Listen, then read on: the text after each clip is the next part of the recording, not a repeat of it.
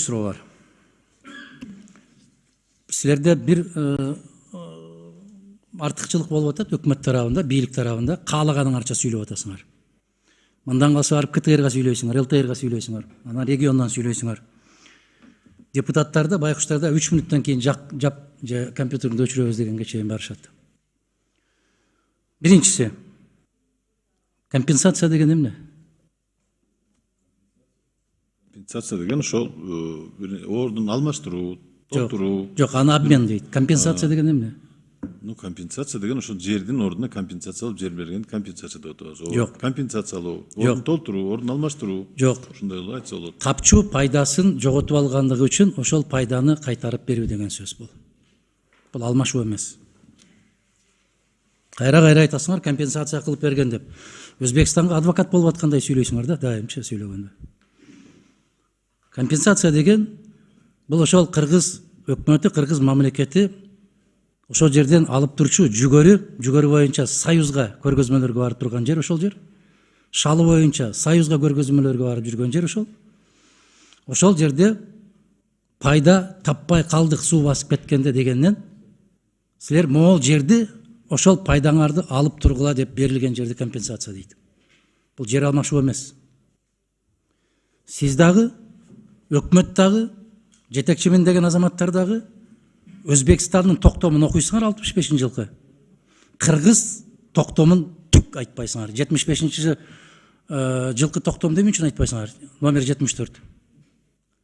10 жылдан кийин 65-жылкы коюлган келишимден кийин 10 жылдан кийин кыргыз өкмөтү токтом кабыл алып атат. Эмне үчүн аны айтпайсыңар? Эгерде эмес, ошол жерден айтышыңар керек. Биз, урматтуу депутаттар, ачык даана билишибиз керек. Калп эле Сүйүнбаевга шылтап, башкаларга шылтап айтпаңыздар. Ош облисполкомунун ошол мезгилде башкарып турган Темирбек Кудайбергенович Кошоев расмий түрдө кыргыз өкмөтүнө, кыргыз борбордук комитетине кат жолдоп атат.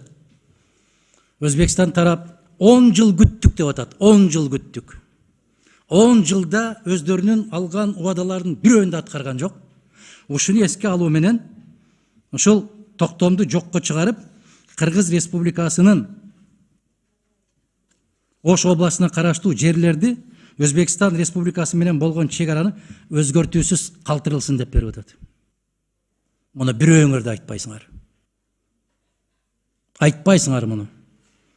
Баягы Куранды, Инжилди окучу десе, жанакы куулар окуп баратып, керексиз жерин бармагы менен басып алып окуп кеткендей кылып атасыңар силер. Астагфиралла. Силер муну кошо окушуңар керек.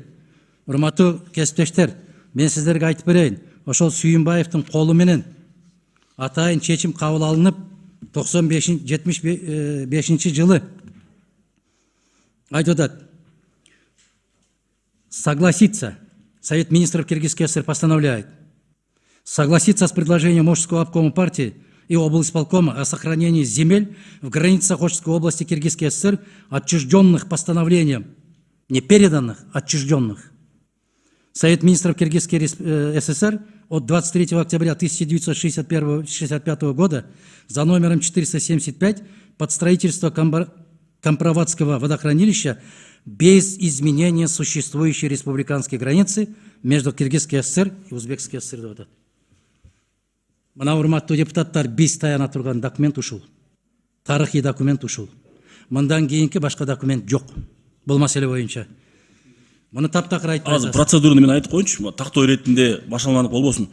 Адахан Кимсанбаевич, туура айтып атасыз. Бирок карасаңыз, өзбек тарап эмне деп жооп берген окубайсызбы сиз дагы анда? Не согласиться деп атат. Өзбек тарап эмне деп жооп бериптир?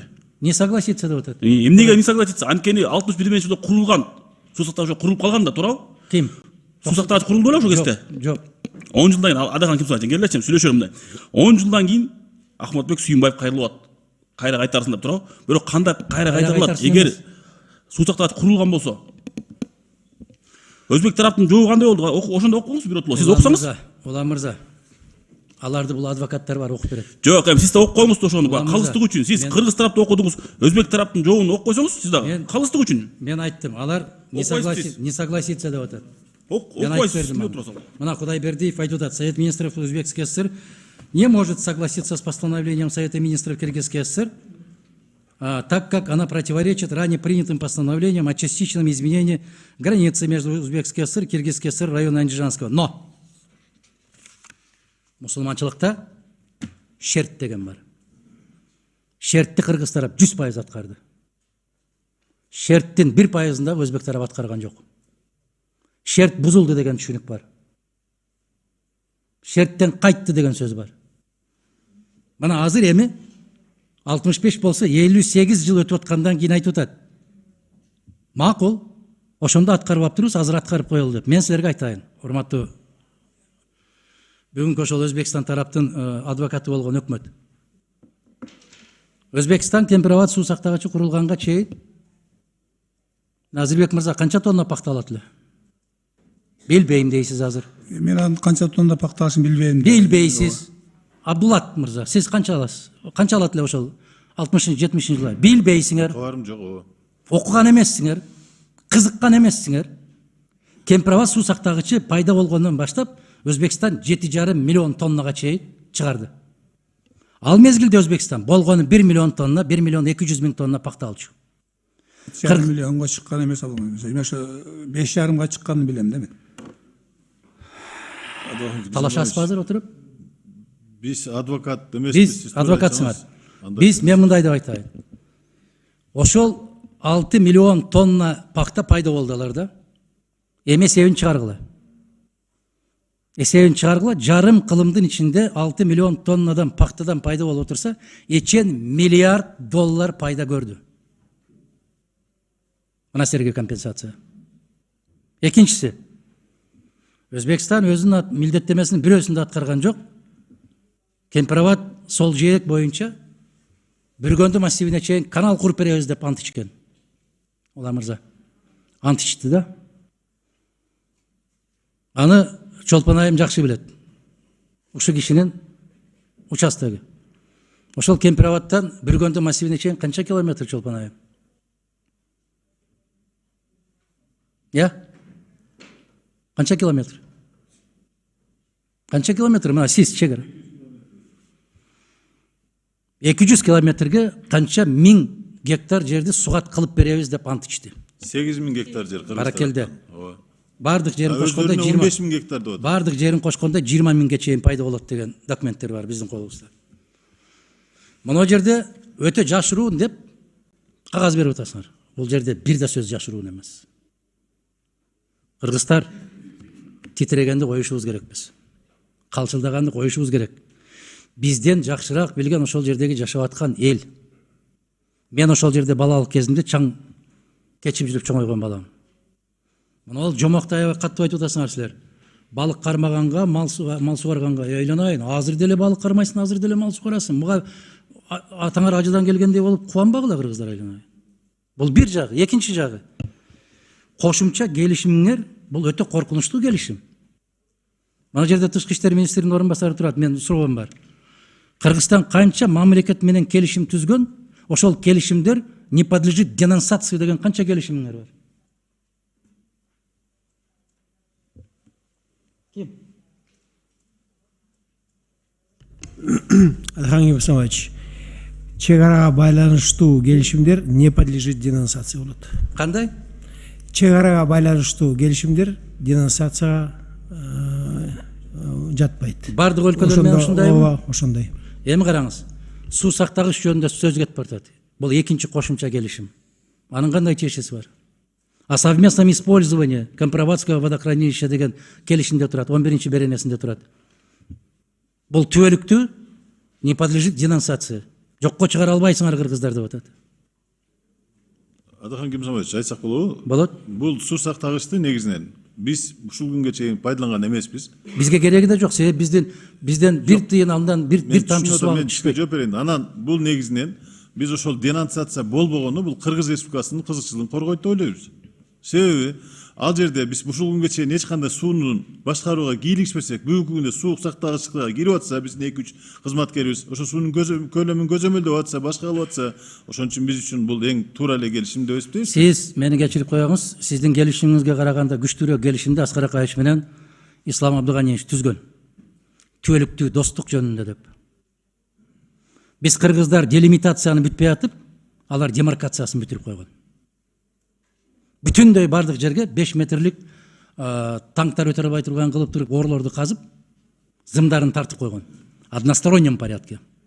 Хотя ушул келишимдерде эч ким сөзсүз соңку мезгилге жеткенге чейин бир тараптуу демаркацион иштер жүргүзүлбөйт деп турат келишимде. Бул келишимде силер, мен айтып коеюн, бир Өзбекстан мурдунун учуна илип да койбойт. Мен дагы тепкиде калам, билем. Дагы да күлкү болом, билем. Процедурныйда азыр бир топ депутаттар суроо берет да. Анан Адахан Кимсамаевич сүйлөй береби? Сиздин ордуңузда Чыңгыз Азаматович отурган, Адахан Кимсамаевич садага чапкан. Сиз да мында калы салып барыңыз, сиз да садага чалып кетпеңиз. Биз дагы суроо берели да, 1 саат сүйлөй береби? Кооптуу эмес бул. Ошол мезгилде мына 30 жылдан бери сиз жогорку кеңештин спикери болдуңуз, 30 жылдык тарыхт ичинде. Вице премьер-министр болдуңуз. Ошол мезгилде чечпей белеңиз, ошол мезгилде. Ал маселени башка. Жок, конкрет мына сизге суроо. Эмне көтөрбөдүңүз ошол мезгилде? Чечиш керек болчу ошол мезгилде. Анан сагызганда сайрап эле айта бербейчи. Ушунча калы салып барыңыз. Отура беребиз. Мына жерде турат, Абдулат мырза. Адахан Кимсамаевич, мен сизден суранам.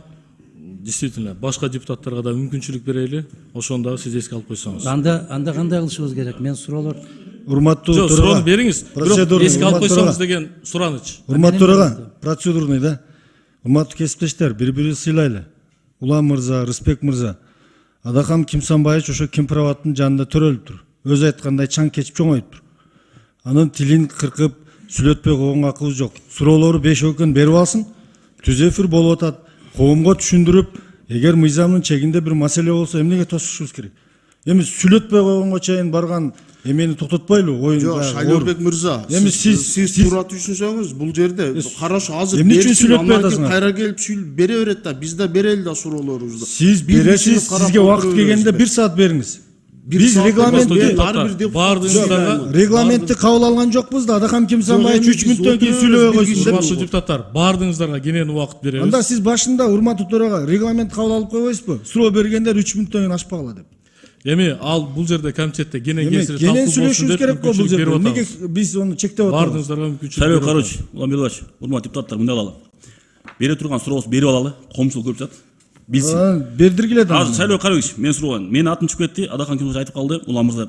Адахан Кимсамаевич, сиз туруп айтасыз 20 февраль 2017 Улам мырза, Адахан Кимсамаевич бүтүрүп койбойлу суроо. Эми азыр мен сизге анан убакыт берет. Убагында айтып алайынчы. 20 февраль 75-жылы 74-чү постановление менен Ахматбек Сүйүнбаев кайрылып атат. Бирок өзбек тарап жооп берип атат. Ошо жооп бергендин ок койсоңуз туруу болмок. Сиз ок коңузчу ошону. Абдулат Абдраимович. мен окуп бердим. Азыр токтоп тургула. Урматтуу депутаттар, Улам Болотбекович окуп берди. Адахан Кимсамаевич өзү окуп берди. Эми угуп турсуздар, мен айтайын деген. Бул 10 жылдан кийин кайрылуу. Кыргызда сөз бар. Жоого өткөндөн кийин кылычын ташка чап дейт.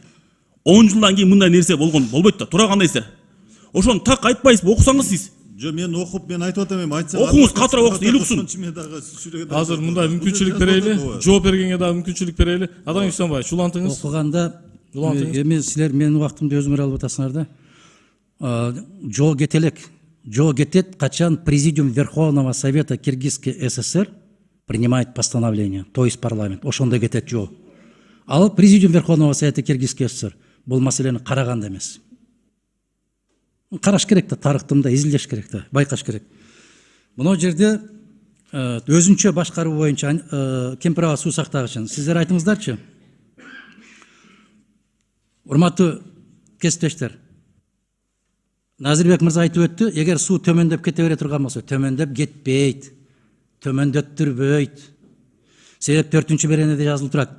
Өзбек тарап өзгөчө кырдаалдар, суу каптоо мезгили, техногендик жана жаратылыш кубулуштары.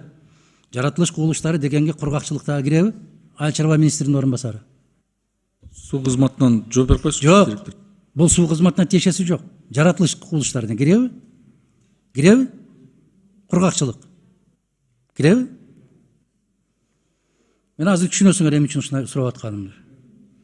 Форс-мажордук жагдайларды кошпогондо, кеп кошпогондо деген сөздө турат. Суу сактагычтын суунун деңгээли 900 горизонталдан жогору эмес кармоого милдеттендирилет. азаматтар мына ушуну кашанын ичине киргизип койгон окугула. Кунт коюп окугула, кашанын ичинде турат. Эгер Өзбек аб-хава маалыматы, аба райын аныктоочу кызматы бир цикл башталды. 3 жыл катары менен кургакчылык болот экен десе, Өзбекстанга 3 жылда канча суу керек деп эсебин чыгарса, миллиард 900 миллион кубометр суу керек десе, ошону кармаганга милдеттеме алып атасың, кыргыз. Милдеттеме алып атасың. Абдулат мырза. Эми силер түшүнөсүңөр андай эмес деп. Экинчи маселе. Мейли, мени угуп койгула. Уруксатпы жооп беренге? Ким? Суу ресурстары кызматынын директору Сакеев Алмаз. Бул 4-чү беренени сиз айтып атасыз, бул деген жанагы жылына бизге паводкалар келет. Мына быйыл биздин 500 кубтан ашык келди. Бул жанагы май-июнь айларына келет. Ошондо 9-чу горизонталды ашканда бизде ылдыйкы зонада, Сузак районунда же ылдыйкы зонада биздин Кара дарыясын жууп чоң маселе болгон. Быйыл сууну биз сакташты жаап 9-чу горизонталдан кичине ашканбыз. Бул ошон үчүн киргизген бул маселе. Биздин 12 киши Кыргызстан тараптан, 12 киши Өзбек тараптан комиссия түзүлдү. Биз деген жылдын башынан эле, январь айынан эле биздин комиссия барып иштейт. Ошончо 9-чу горизонталдан ашпаганга биз иш апарабыз. То есть жанагы 9-чу горизонталга паводкаларды многолетний наблюдение бар. Ошону карайбыз. Ошо жанагы ошо май-июнга чейин биз попуск кылабыз. Попуск кылганда биз ошо 9-чу горизонталга чейин жеткизе ашпаганга иш аракет кылабыз. Анан караңыз. Тараптар, ошонун эле экинчи абзацы.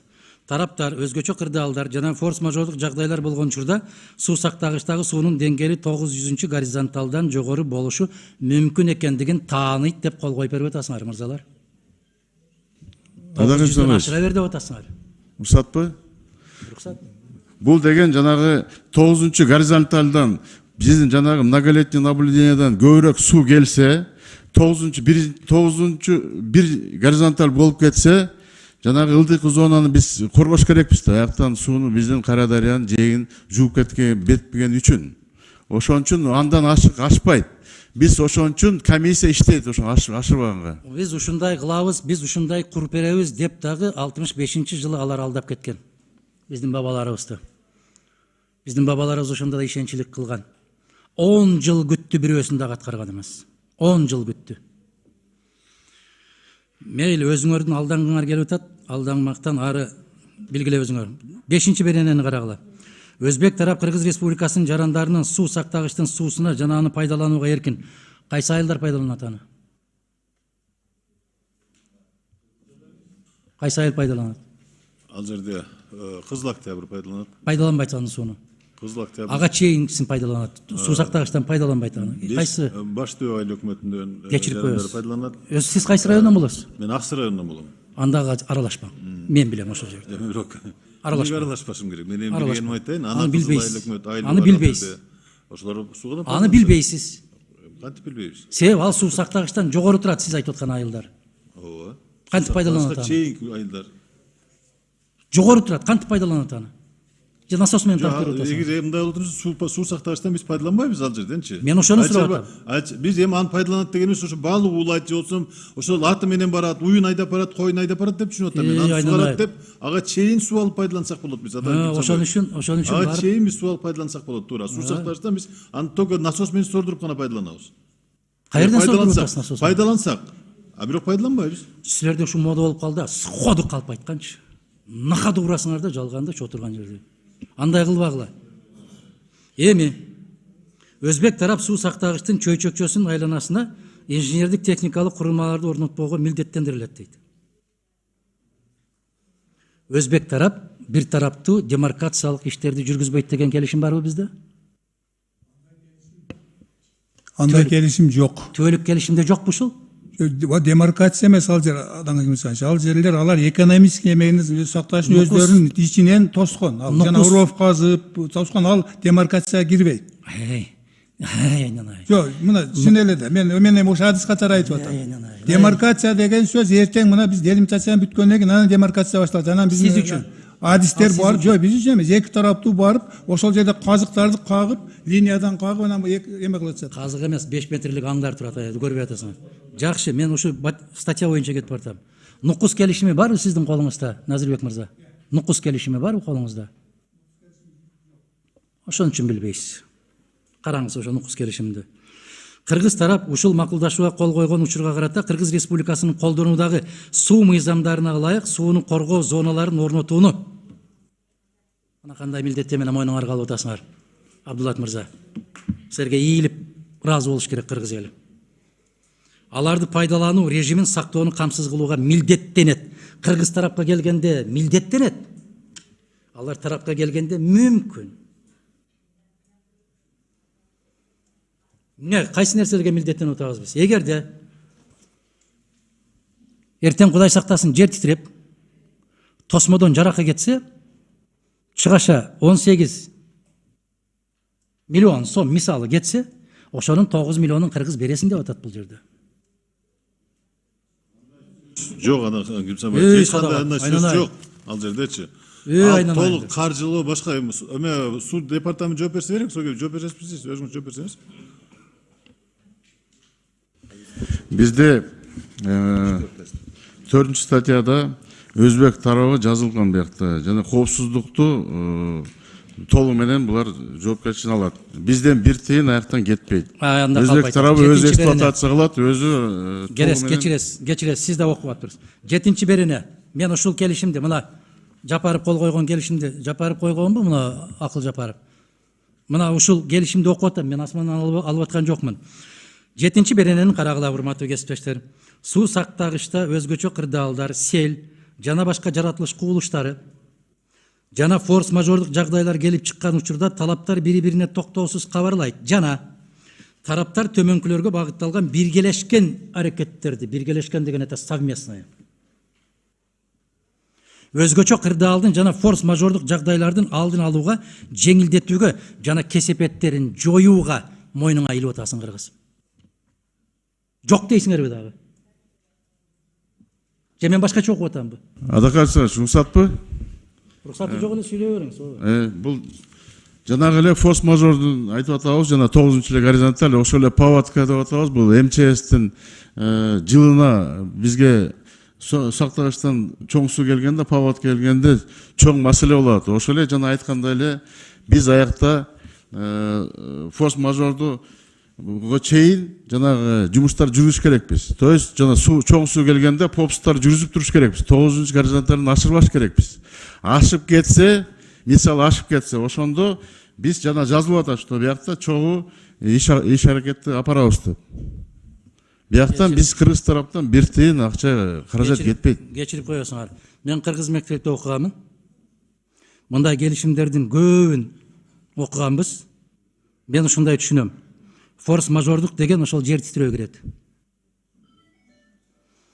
Жагдайлардын алдын алуу жана жеңилдетүү, кесепеттерин жоюуга чогуу аракеттенет деген сөз бул. Милдеттемени алды деген сөз бул. Силер кандай түшүнөсүңөр, аны өзүңөр эркиңер. Суу сактагычтын чегинде кийинки абзац. Суу сактагычтын чегинде анын суусунун сапатына жана туруктуу иштешине таасир тийгизе турган иштерден баш тартууга дейт. Мага кээ бир кесиптештер айтып атат. Экс-премьер-министр дагы гениальный бир статья жазыптыр. Керемет экен, биз жакшы утуп турбуз деп.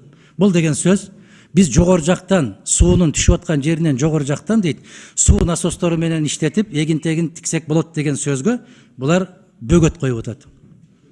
Биз ошого кол коюп атабыз. Биз ошого макул болуп атабыз. Терс таасирин тийгизүүчү турган иштер эмнелер? Жайлоодон жылкын каза болуп өлүп калабы, итиң өлүп калабы, эмнең өлүп калган болсо, ошонун агынды суусун суу сактагычка келтирбешке милдеттеме алып атасың, Назырбек мырза. Себеп ал жерден билесизби? 1 миллион кубометр суу, таза суу, ичүүчү суу Өзбекстандын бир областы ошол жерден суу ичет. Билесизби ушуну? Ооба. Билбейсизби? уруксатпы Анан кантип кол коюп жүрөсүңөр ушундай келишимдерге билбей туруп? уруксатпы? Биякта жазылып турат, суу сактагычтын чегинде дейт. Бул суу сактагычтын чегинде эле, бул жерге сиз айткандай жанагы суунун келип аткан Кара дарыядан эмес, бул суу сактагычтын чегинде деп атабыз.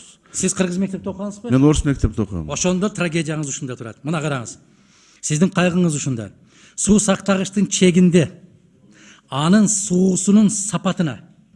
Чегиндеги кайдагы сапат? В пределах водохранилища дегендей казыр. Суунун ичиндеги сапатына. А суунун ичинде берде бир дарыяны жазып жатасыз. Канча дарыядан келип коет? Дарыядан келет. Алар кайдан түшөт? Биякта биз ошон үчүн биякка караганбыз, в пределах водохранилища деп каралган. Это вы так говорите. Айыл чарба акыркысы. Бияк жазылган да ошентип. Жигиттер, эртең ушуну мойнуңузга илет. Анда ал кезде силер болбойсуңар. Айыл чарба жерлерине жана калктуу конуштарга ар кандай зыяндуу таасир этүүлөрдү болтурбоого, контролдоого жана аны азайтууга кыргыз тарап милдеттүү деп атат. Калктуу конуштарга ар кандай зыяндуу деген сөз, ошол калктуу конуштардан 1 миллион калк Кемпир-Абадтан суу ичет. Анын Азырбек мырза азыр барып карайсыз. Өзбекстандын Андижан областы кайсы райондор Кемпир-Абадтан биздин водозабор сыяктуу кылып туруп суу ичет үйлөрүнө, квартираларына. Мына ушул милдеттемени дагы биз мойнубузга жүктөп атабыз. Эгер ушундай түшүнүк пайда болбойт, эл аралык укуктук талаада деген тышкы иштер министринин биринчи орун басары болсо, айтсын, жообун берсин стенограммага, кийин биз көрсөтүп коелу. Анан соңунда айтарым, мына 11-чи беренесинде бул макулдашуу мөөнөтсүз, анын күчүнө кирет, бул макулдашуу денонсациялоого тийиш эмес деген сөз, бул колуңду бутуңду байладым кыргыз деген сөз. А мына жердеги отурган адвокаттар, кызмат көрсөтүүчүлөр Өзбек Республикасына эмгек сиңирген ишмер деген наамды алууга татыктуусуңар. Аман болуңар. Биз бүтүн Кыргызстан саясий фракциясы, парламенттик фракция түбүнөн каршыбыз. Бул кыргыз мамлекетине өтө каттуу соккура турган, келечекте бизди өтө алсыз абалга келтире турган ишке баратабыз. Кече Өзбекстандын премьер-министри Арипов парламентте сүйлөп атып айтты. Биз деди чоң стратегиялык жеңишке жетиштик деди. Чоң стратегиялык жеңишке жетиштик. Мына сөздүн ичинде не деген маанилер жатканын мүмкүн бир канча жылдан кийин түшүнөрсүңөр. Рахмат. Процедурный такташ иретинде Улан Бердибаев атап алалы. Биринчи